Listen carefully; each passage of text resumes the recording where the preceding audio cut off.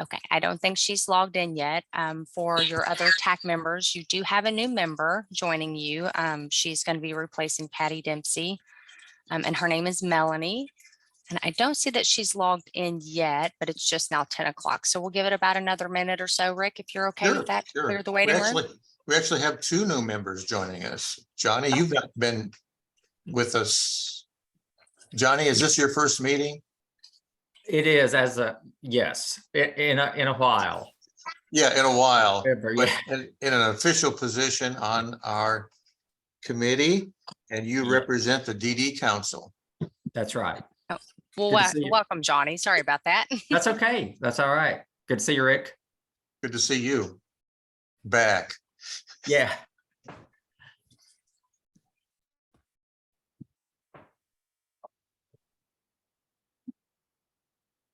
Is Melanie in the waiting room? Can you tell, Aaron? I just cleared the waiting room and I'm just scrolling to make sure I didn't miss her.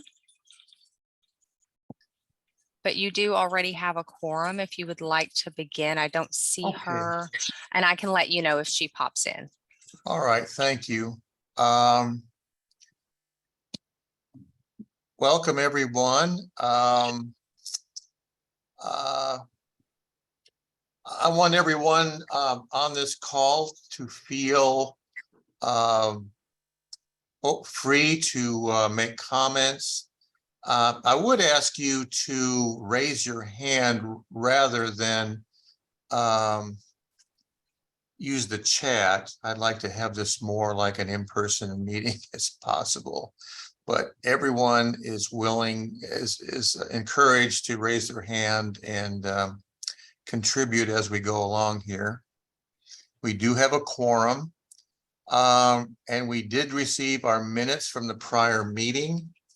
I will entertain a motion to approve those. I approve. Second. I have a motion to approve, and is there a second? Yes, a second. Who made the motion to approve? I did. Sherry. Okay, and then there needs to be a second. I will second the motion. Okay, motion's been made and seconded. All in favor say aye. Aye. Aye. Any opposed say no. Thank you. We did have our MAC meeting was held on the 25th of May. I attended. A lot of the we had a lot of discussion on the person-directed services. There was a member of the committee that was concerned about having received the rate increase yet. I was a little bit confused. Does a rate increase affect person-directed services differently than it does other providers? The rate increases for everybody. Yeah. However, for the participant directed, we're not going back as they didn't have the overhead and they were not already paying people previously, whereas a lot of times the traditional providers are. Okay, so they're not getting rate. I mean, they're not getting adjustments. They're getting back to July 1st. Is that correct? They can get adjustments going forward. Okay, but not retroactively. Am I understanding that correctly? Yeah, they can get adjustments going forward once they have their new contracts in place and all of that. And It not has- not retroactively. Correct? Yes, right. Going forward, they have to have a person-centered meeting. There has to be new contracts, all of that, and before a pay rate can be increased. And has that happened for them? Is that available to them now, that rate increase? Yes, it's available. But again, a lot of time rate increases are for when, somebody has specific skills. It's not just everybody gets paid the highest rate. It should be determined based on the needs, based on how hard it is to find employees or to possibly keep employees to help retain those staff. I understand. So it's a more complicated than a typical, that the experience that providers would have. Speaking on that, is Pam on the line? She is not. I'm here for Pam today. Okay. So I understand we've received some of those retroactive payments in our organization. Do you know the status of the rest? We are continuing to push those out. There was a lot that had to be a lot of manual review. We had several providers who did not follow the instructions that were sent out to not do anything with those claims. So that's going for those providers. That's taken us even longer to review and to ensure that we are adjusting appropriately. And Well, for Amy, those people that are not having those problems, when do you think that this process will be? It'll be wrapped done up? at the end of the fiscal year. Okay. We've had to do them in like break them up because there's so much. So it's Mhm. being done in phases. But you feel confident that for those people who aren't having any particular problems, it'll be wrapped up before the end of June? Yes. Okay. Well, the Amy other, has her hand raised. I'm sorry, Rick. I'm sorry. Yes, go ahead, Amy. Hi, thank you. Alicia, thank you for, I know this has been a lot, so thank you. And people have been commenting that they have gotten their RAs and are very excited to see 500 pages because that means they got a mass adjustment. So they are coming in slowly but surely. So really appreciate all that work. And no, it hasn't been easy. I had a question related to the mass adjustments. And you may or may not have an answer, but I did want to bring it to your attention. So obviously for the SCL claims, SCL providers will need to go ahead and pay an additional provider tax, remit that provider tax off the additional money received as a result of the mass adjustment. I didn't know if maybe after the fact, because some people, the claims are coming in SCL, Michelle P, and people are having a really hard time figuring out how much they need to pay for the provider tax because you don't pay it on Michelle P. And I just didn't know if there was any way to give folks a number or at the end of all the mass adjustment, give people a report about how much they got for SCL, or if there was any sort of way to accomplish that so people can pay what they owe. Amy, I'm not 100% positive on that, but I can take that back and ask those additional questions. Thank you. I really appreciate it. You're welcome. The other thing that happened at the MAC meeting is we did submit our recommendation that was approved by this group, that the Department for Medicaid Services, in conjunction with the Department for IDD and CAP, review and revise as necessary the regulations regarding the involuntary termination of services for persons who participate in the SEL and Michelle P waivers. And that was submitted in writing prior to the MAC meeting. Lisa, do we know what are we going to get a response from Medicaid then soon? Rick, once the MAC votes to take the recommendations from the TAC, DMS has 45 calendar days to respond. I believe that puts us they're due July 10th. So you should have them on or before July 10th. Okay, thank you. And Johnny also has his hand raised. Yes, Johnny. Hey, thank you. Just a follow-up question for Alicia. Alicia, back to the revised rates for PDS. Were PDS employees specifically exempted or prohibited from getting the increase? I guess I'm looking back at if you had a long-term PDS employee who's been in place, all through the pandemic period and would otherwise be subject to get the increase.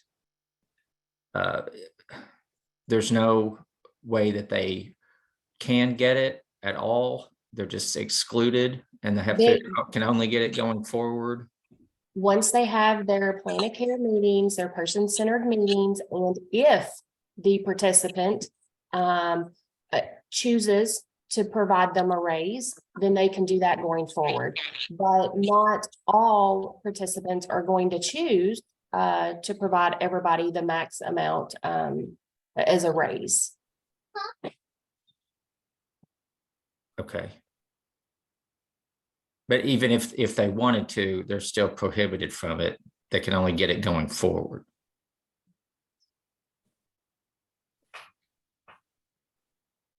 Is that right?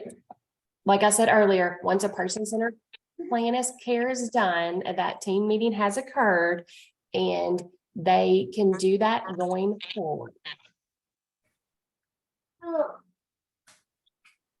Does that help, Johnny? I understand the answer. I'm not sure I agree with it, but I understand it. Right. But yeah, there's no retroactive. So Right. is that for an annual plan of care or just if a modification needs to be done? Like if there's, No, modifications can be done at any point in time. Case managers should be meeting with their participants monthly, should be finding out how services are going, how, if they have employees that they're looking to provide a raise to because they've got some training. It can be a number of things, but modification should happen throughout the year. right. I thought you were implying that once they have their annual plan of care, but it could be a team meeting to make this decision and then go forward. No, a team meeting can happen at any point in time. Right. We understand. Were the non-PDS were team meetings and a plan revision required for folks who did not choose PDS in order to get the raise, or we're just doing mass adjustments for everyone who had traditional services with no team meeting requirement? Is that correct? You don't have to bill the max rate. We pay either up to the max rate or the lesser charges. And a lot of our providers through the pandemic has given their employees pay raises, those on the front line, because they've had a hard time gaining employees or keeping employees. Sure. So that is costs that has already incurred by traditional agencies.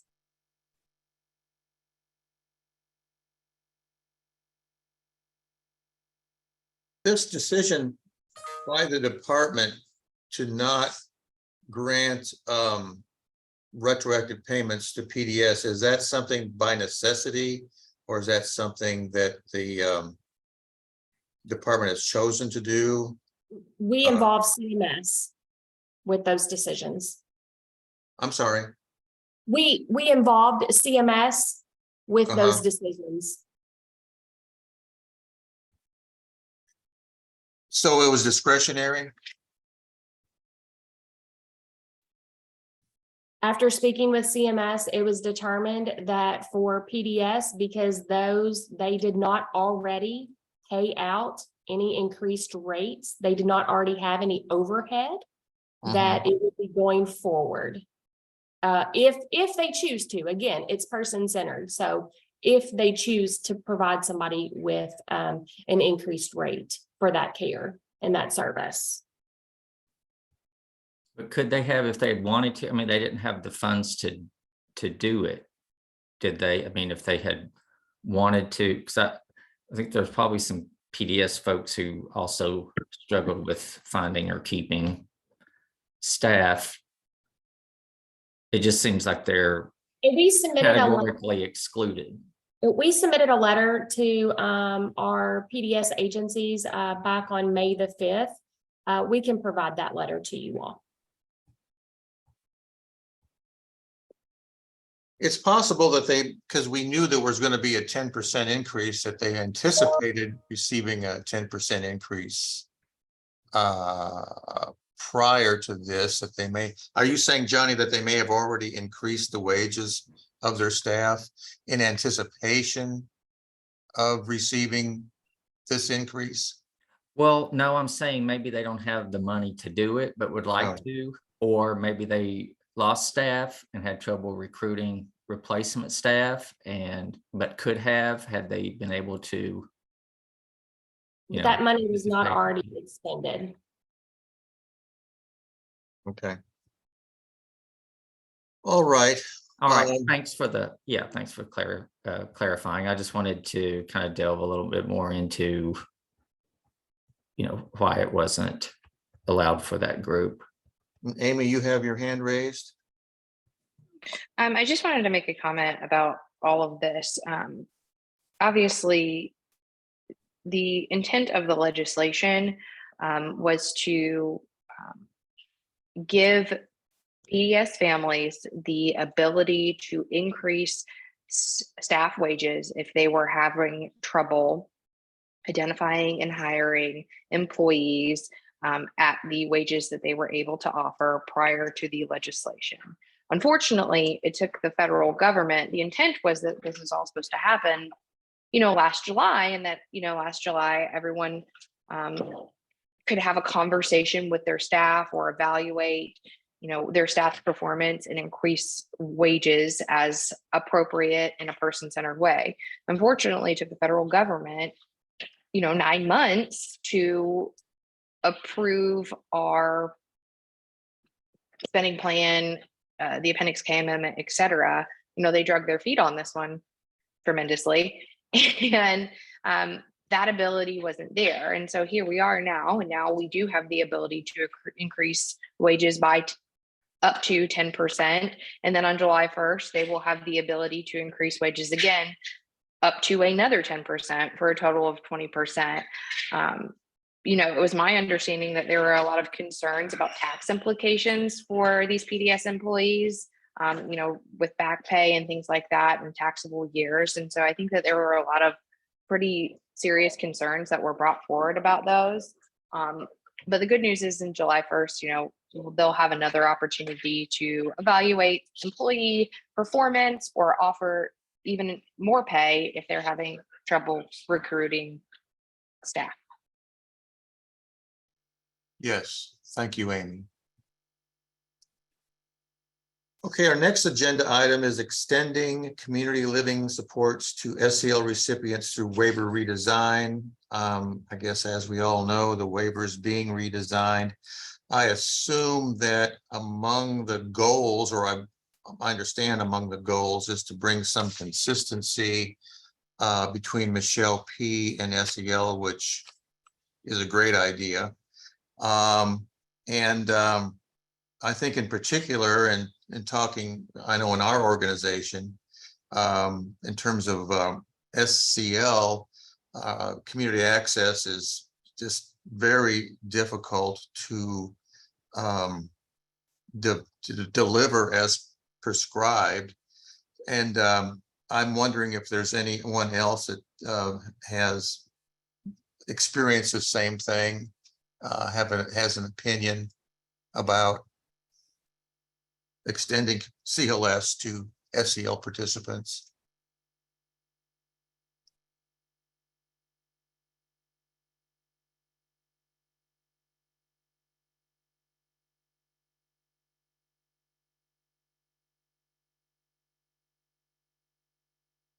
Jana, did you have any comments to make? I did. I am the Community Works Director for Employment Solutions, and we find it very difficult to find staffing for community access simply because it's a hard service to provide. They don't want you to have agency hotspots. A lot of our individuals want to do activities with their peers, such as Special Olympics, but that's not possible because it's about integrating them into a setting that doesn't just deal with people with intellectual disabilities. So that in itself is difficult. I don't know if other agencies are having the same issue or not.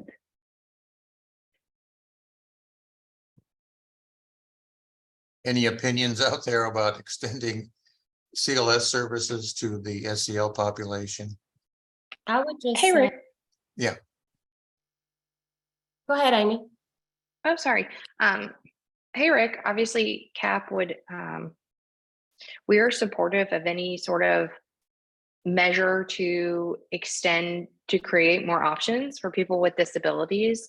And certainly we've seen, we've heard reports of, and some community access providers maybe not doing it quite in the way that it's written in the regulation, for whatever reason that may be. I think this is an important conversation to have to figure out how we can give people the most access to the community and, meet their needs and support them. So, it's definitely a conversation to be had moving forward.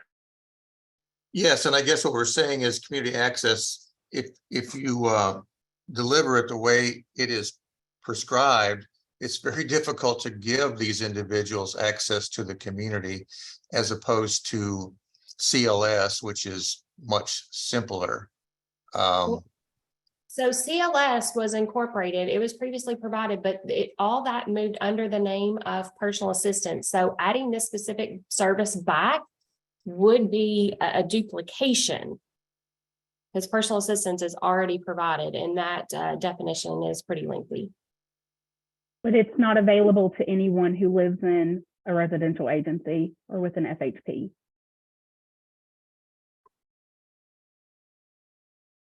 Is that correct, Alicia? That is something that we're looking at in the waiver redesign, is what else is allowed for those individuals that are in FHPs. Currently, no. And what about staff departments? Is it not available to them either, the personal assistants? In the residentials? Yeah. No, they're getting paid it's per day. It's not by units like the personal assistance is. So they get one lump sum of money. Right. All that is incorporated into the amount that they get, taking them out in the community and providing the personal assistance, or the specific bathing, dressing, all of that is incorporated into that rate for the residential level one. Hey, Alicia, and you're absolutely correct in what you're saying. I think the concern or the issue that comes up with that is, for example, when you have 3 people in a staff residence and obviously 1 staff, it's impossible in a person-centered way to, take all 3 people into the community and do each individual things if all 3 people maybe don't want to go or want to do different things. And so I think what Rick is saying is that some sort of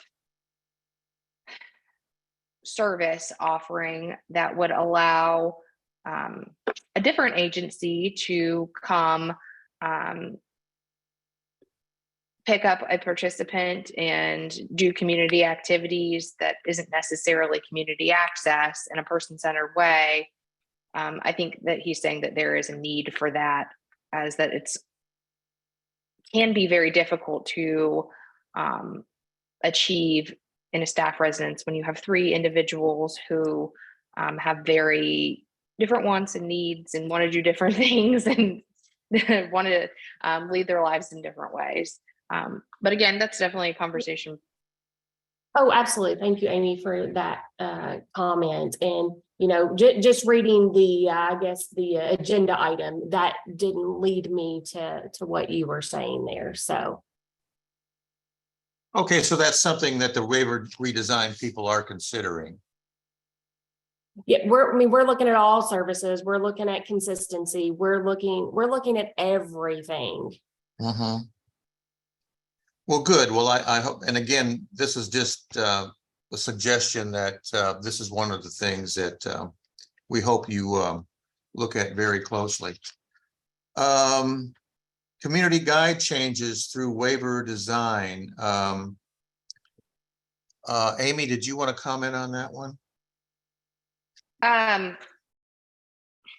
Well, this has been kind of cleared up a little bit, but since we have so many people here, I think it's good to talk about so we can get, and I think maybe Pam or Alicia was working on maybe getting something in writing. So right now there is this perception that to perform the community guide service for more than 3 individuals, a individual provider / agency would need to be licensed by OIG as a personal services agency, which is kind of difficult and burdensome. And so this idea has kind of been out there for a while, and it's been a deterrent from what I understand for individuals, to provide that community guide service. But in conversations that I had with a group of folks from DDID and Medicaid, they all, and Alicia, please correct me if I misunderstood, kind of said that no, that's not really the case. And I believe someone stated that they would work on trying to get a definitive, like you don't have to be a personal services agency to do this from OIG. Am I remembering all that correctly, Alicia? Yeah, I know Pam has been working on this. I'll follow up with her to see where that's at and those discussions with OIG. Thank you. Thank you. This is another one about consistency between the waivers on units of service. Stacy, I know you wanted to discuss this. You want to add? Sure. So I'm the director of therapies at Employment Solutions, and we were discussing about the waiver redesign. And I brought up the fact of what I would like to see looked at is SCL participants having more than 13 units a month for 3 different consultative services. And if that was just something that was going to be looked at and make it more comparable to Michelle P. when it comes to the actual units. I know rates have been looked at, but units is never discussed. Are you talking about the consultative clinical services? Yes. I do know, I don't have anything in front of me because this just said approved, consistency of approved units. So I do know that we are looking at, because I think there's a max, and you can probably tell me right off the top of your head, I can't think of it at the moment, but there is a max before it would have to be exceptional units, that kind of thing. And that is something that we are looking at. But I would just also, talking about the consistency of approved units, I just want to ensure that everybody on this meeting and, our members, whoever it may be, everybody, that all of our services and our units should definitely be person-centered. They should be based on, the assessed needs. They should be based on their goals and their wants. So, not everybody is going to have 40 hours a week per se for services. Some people might only need 10 or 20. So it shouldn't be just a blanket, this is what we're giving everybody. It should be based on their actual needs. Well, Stacy, I'm sorry, go ahead. Did somebody Oh, raise? no, I was gonna say back to Stacy's, because I kind of went off there a little bit different just based on the agenda item. But yes, we are looking at the units as well on the services. So thank you for that comment. Yeah, to hopefully bring some more consistency. That is part of your objectives, right? Between waivers, yes. Yeah, okay, good.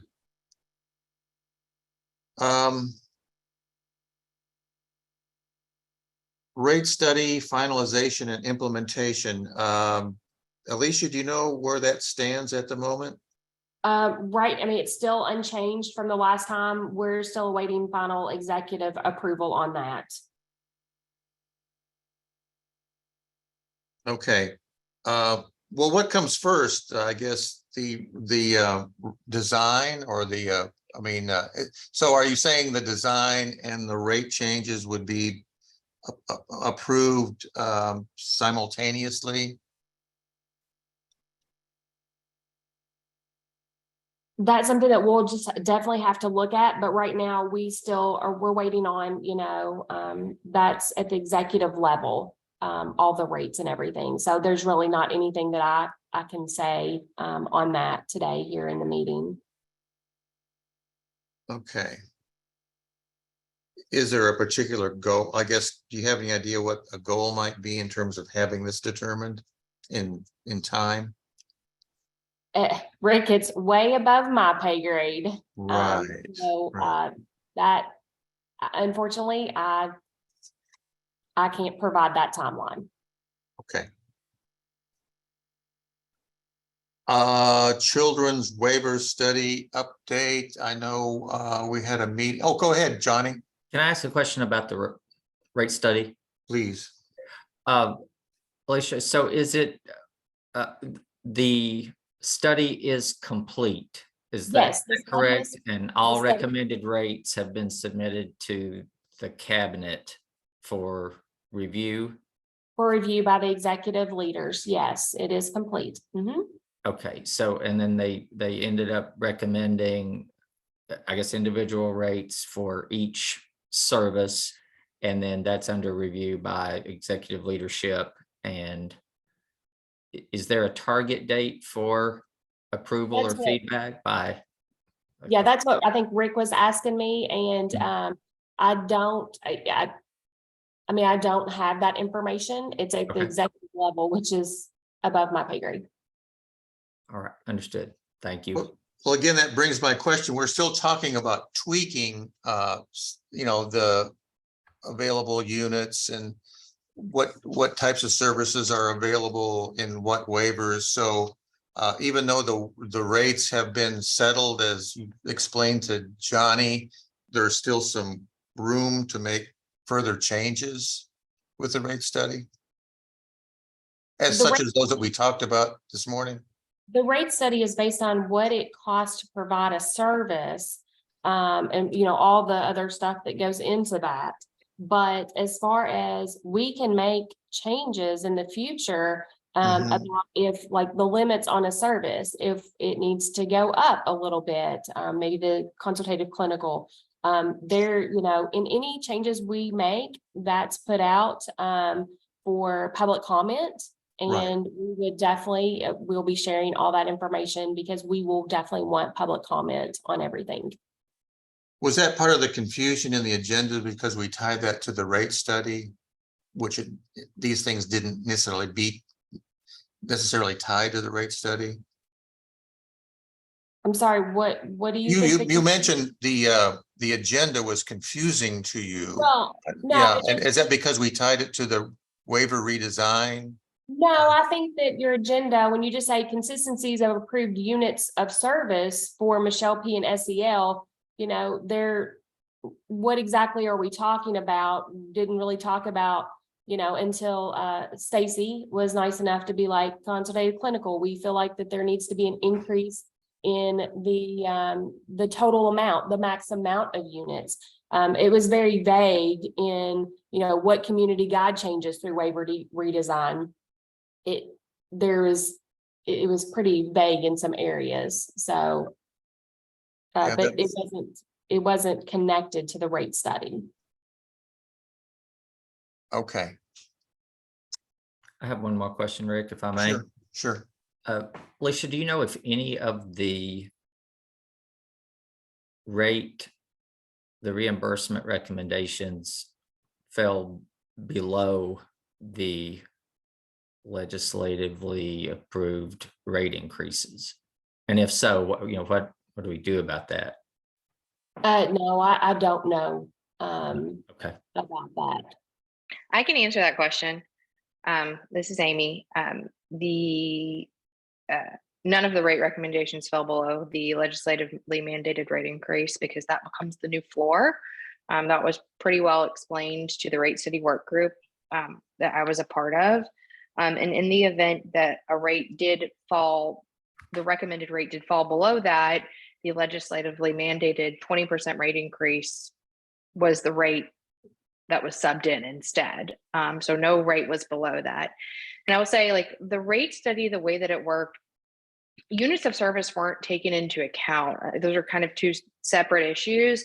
What the contractors did is they determined exactly how much money it costs to provide one unit of service for whatever service it was. And in that cost, they considered overhead, health insurance cost, benefits programs, taxes, pay rates. And I will say, you know, that they included pay rates not of based on what you currently pay, but what they think that you should be able to pay. You know, so, you know, really great pay rates for workers and things like that. And so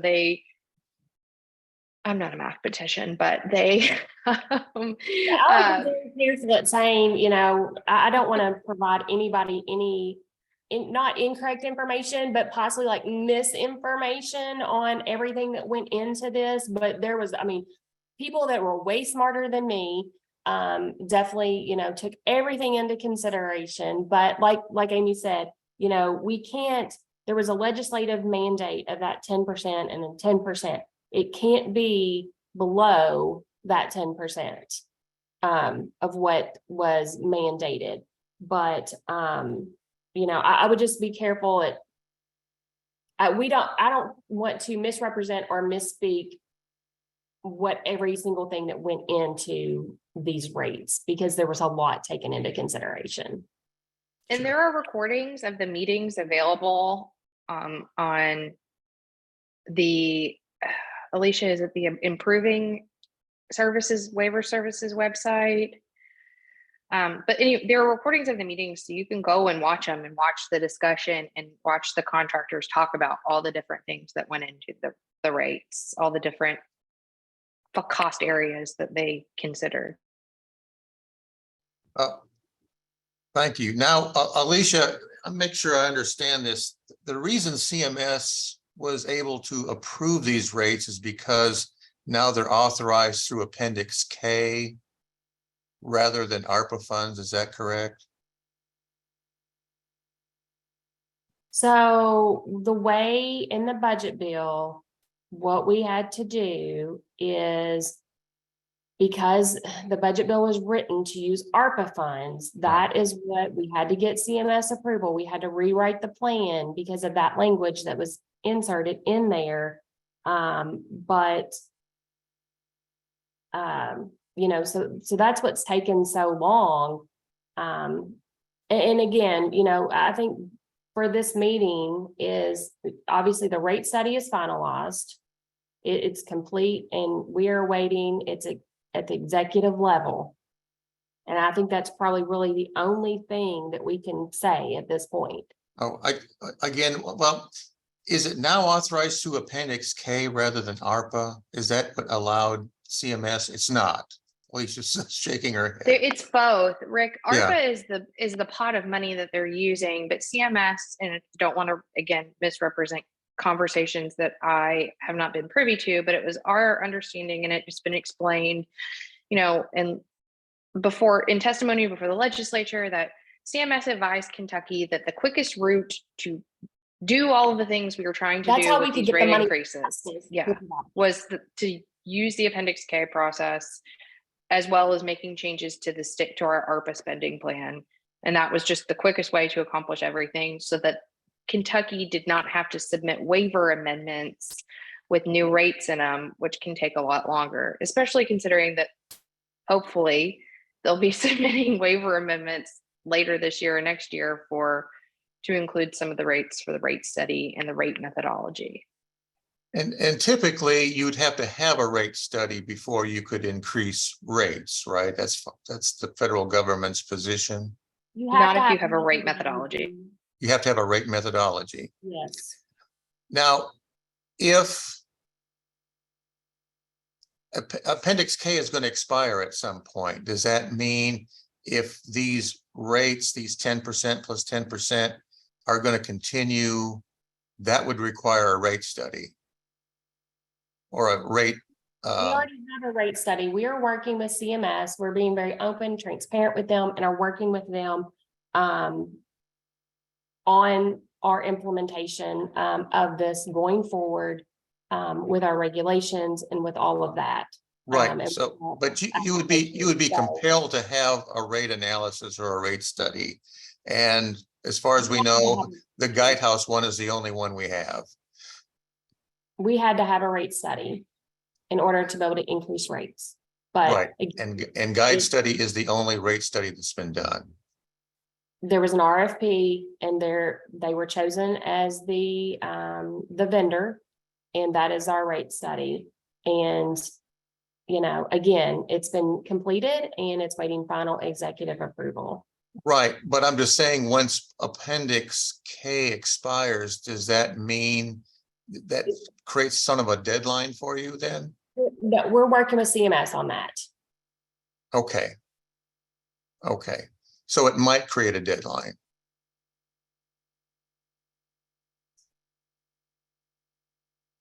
Well, as you say, you're working with CMS on that. Right, we're working with CMS to be seamless, so. Okay, when does the Appendix K end? As of right now, it's set to end in November. Uh-huh. Okay. Several of us were a part of the Children's Waiver Study Update meeting. I forget what day it was. Alicia was there and Amy was there and I was there.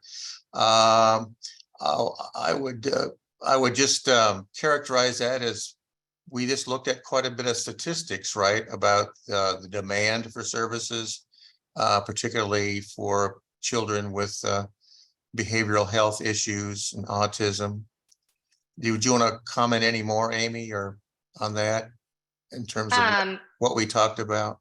Yeah, so one, it was a really good meeting.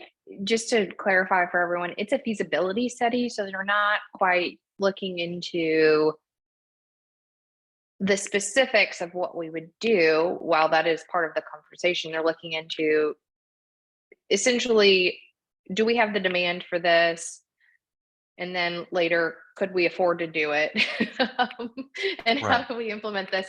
But the meetings have been very productive. I mean, from my perspective, and I am not speaking on behalf of the cabinet and cannot make assurances about what will happen in the end, but there definitely, I think we would all agree, is a need. And there have been some really powerful personal testimonies from parents of children who need pretty specialized services that they're happy that they receive Michelle P services, but they are having to kind of cobble together a set of supports that's just not working quite right. And I think there's definitely a need, and it's really exciting. And the conversations have been very productive. The contractors that the cabinet has been working with have brought really great information and have really been looking into how other states are doing this, so that Kentucky can really think about how to meet the needs of Kentuckians and children with disabilities and autism. So it's been really productive, and I was really happy to be part of the conversation. And I would say, I've been, was there for that meeting, but we've also went around and had focus group meetings throughout the state and virtually with parents and caregivers. We're continuing to review data. We're going to compile all the results, and we will be posting that information, including the presentation, to our website. So look for more information to come in the future regarding the feasibility study. Yeah, it's very positive. What do we know about the wait list currently? Right now, Michelle P. Waiver has 8,284, still remains consistent with 70% being children. SCL, 3,172 total. Out of those, 121 of those are urgent. And then no emergency there. Hey, Alicia, when did the next round of slots become available? Is it the new fiscal year? Yeah, but we also have to work that in because that also has to be approved by CMS as well. Okay, It's twofold. Okay. We have the funding and then the approval by CMS. okay, perfect. I wasn't sure. Thank you. You're welcome. The access rule. Can I ask a question about waitlists? Oh, sure, go ahead. Sorry to interrupt. Just we always get the wait list numbers, but they keep increasing. Is there a plan or effort to do anything about wait lists? I mean, we have more than 11,000 people waiting, and it's, I mean, we always have the numbers, and I realize it's a funding issue, but Twofold. Obviously, you got to have funding in order to get more slots. We do request slots in every budget year. So we always request more slots, got to have the funding. But another thing to just note, we do have this many people on the waiting list, but the majority of those are being served already. Either, some on the SCL are being on the waiting list there, are being served through Michelle P. waiver, but they're already on it because they see in the future that they're going to need residential services. There's through Michelle P. and we've done the study on it, that some of these are already being served by, say, the home and community-based waiver. So a large amount of these individuals are being served in some capacity already. But you're right, we need more funding.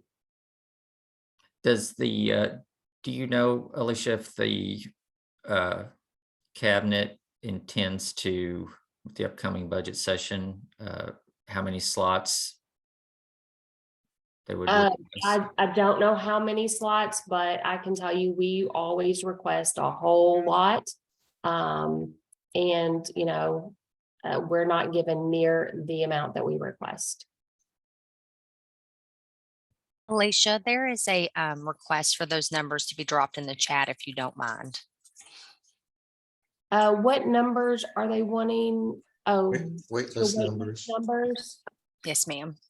Okay, let me see if I can put those over here real quick. Thank you, Aaron. I did not see that.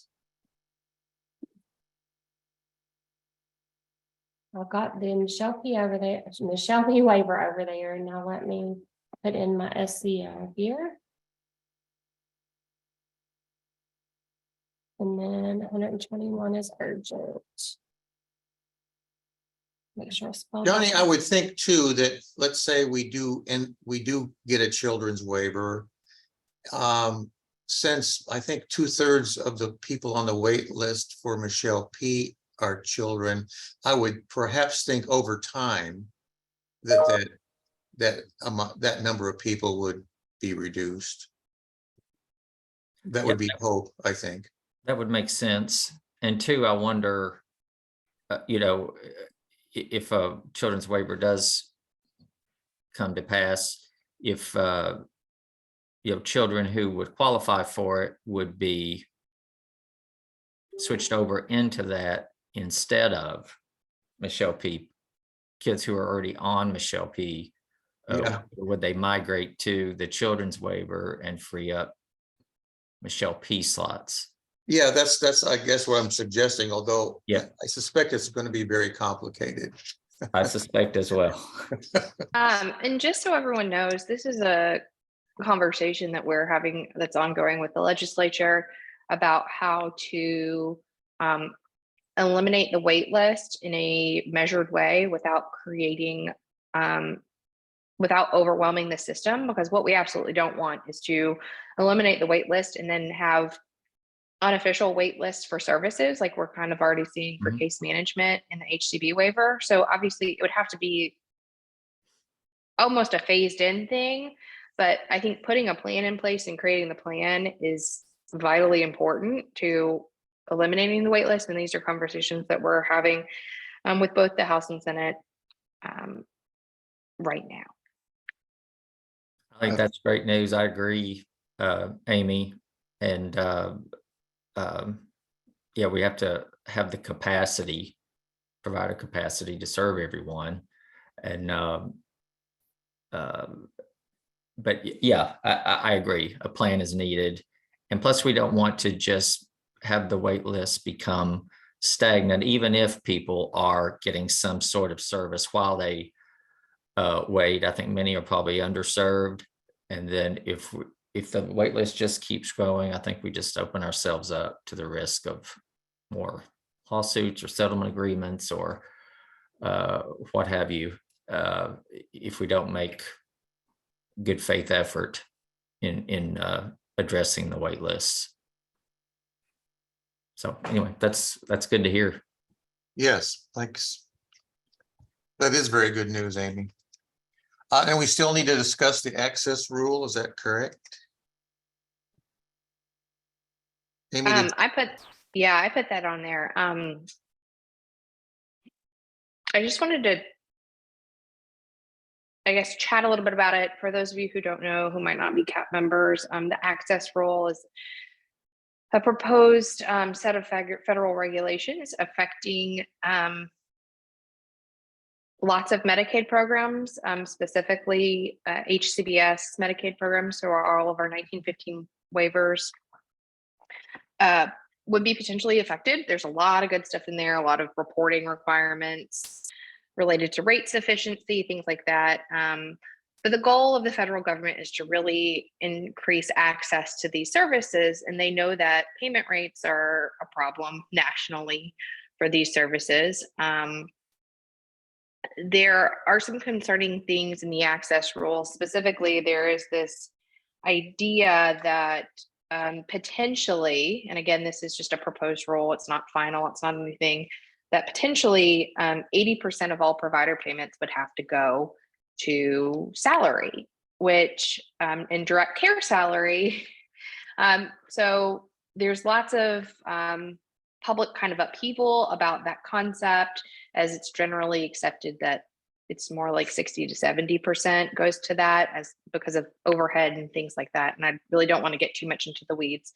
But CAP will be submitting public comments. We're working with our national partners to submit public comments. We just wondered if the Cabinet for Health and Family Services had considered submitting public comments at all about that. And if not, we would love to work with the Cabinet to coordinate on our comments if they're interested. I appreciate that, Amy. Right now, I don't have those answers for you. Well, you all have a lot going on right now too, so I get it. We've been a little busy. Amy, I apologize. Could you go over that just one more time, this access rule and the 80%, and who's proposing this? So Rick, you are a CAP member, so I did send out a pretty lengthy, we did a meeting about this and I sent out the PowerPoint slides. So I'll send them to you again. No, it's okay. I am greatly paraphrasing here because this is like a 250-page set of rules that have been proposed. But there's one portion of the rule. So there's this idea within federal law that Medicaid programs have to ensure that payment rates are sufficient to support their provider network. And that's true for all Medicaid payment rates, whether you be a doctor or a dentist or a waiver provider. But recently, some states, their waiver providers have filed lawsuits or complaints with CMS saying that our state doesn't pay us, our reimbursement rates aren't sufficient. And the Supreme Court refused to hear the case, saying that this is, we don't have the ability to decide what payment rate is sufficient. We're a federal court. That's really within the federal government's purview. And then CMS said, we don't even have the data to determine if rates are sufficient. So that's kind of where this rule comes from. There's a lot of data collection in the rule that in sort of data collection requirements that they impose on states, which sounds pretty burdensome, frankly. But one of their ideas is they also know that there's this big direct care workforce crisis, right? And the CMS seems to think that by mandating that a provider pay 80% of the reimbursement rate to the direct care worker, that will kind of fix all the problems. And again, I don't want to get too much into the weed. There's a lot of conversation about who this would apply to. It may not even apply to IDD waivers, but it may apply to other support waivers. But I think the long and the short of it is that operational costs are much higher than 20% for a lot of, especially for a lot of companies, and that 80% of a low rate, and again, not commenting on Kentucky's rates or anything, this is just nationally kind of what we're hearing, 80% of a low rate is still not going to help you pay your employees more. So there's been a lot of kind of public upheaval around this concept of this. It's being called kind of the 80-20 rule. And CMS is going to, I expect, get a tremendous amount of feedback on that. And so again, CAP is working to submit public comments, working with national partners, working across sectors, across the care sector to really say, this is not the right solution to the workforce crisis. Mandating certain sort of pay pass-alongs, or however you want to determine it. We really need to have a deeper conversation about what the issue is. And so that's a very abbreviated synopsis of the access rule. Thank you for that, Amy. And I apologize for not picking up on, as a CAP member, maybe our membership expired or something. I don't know. I have to look into that. Any other general discussion or recommendations? I just don't believe we made any recommendations. I'll attend the MAC meeting on the 27th, and our next meeting is, I believe, August the 1st. And if there's not any other discussion,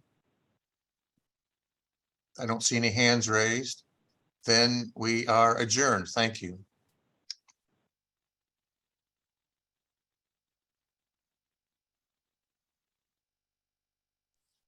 Thank you, everybody. Have a great afternoon.